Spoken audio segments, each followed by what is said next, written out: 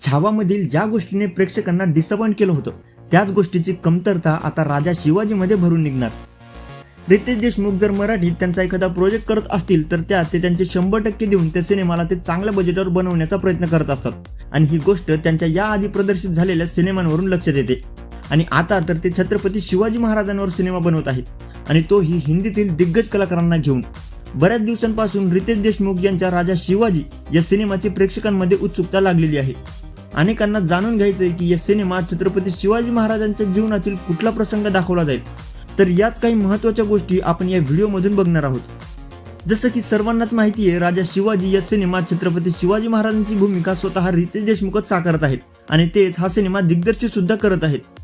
सोबतच या सिनेमाबद्दलची एक महत्त्वाची माहिती अशी मिळते की या सिनेमात अभिनेते संजय दत्त हे औरंगजेबाच्या भूमिकेत असणार आहेत आणि अभिनेते अभिषेक बच्चन हे सुद्धा या सिनेमात एका महत्त्वाच्या भूमिकेत पाहायला मिळतील।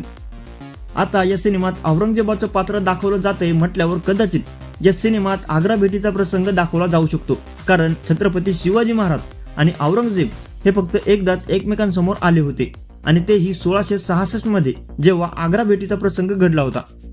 किंवा या सिनेमात छत्रपती शिवाजी महाराजांच्या जीवनातील इतरही प्रसंग दाखवले जाऊ शकतात। छावा सिनेमाबद्दल प्रेक्षकांनी एक मोठी नाराजी व्यक्त केली होती, ती म्हणजे AR रहमान यांच्या म्युझिक बद्दल।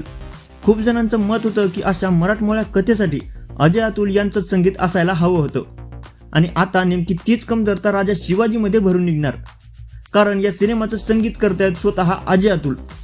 आता अजय अतुल या सिनेमाचं संगीत करतायत, संजय दत्त सारखे दिग्गज कलाकार या सिनेमात असणार आहेत आणि वेडमधील रितेश देशमुख यांचं काम तर आपण बघितलंच आहे। आणि या सगळ्या गोष्टी परफेक्ट जुळणार म्हटल्यावर नक्कीच छावासारखाच हाही सिनेमा भारतभर गाजेल।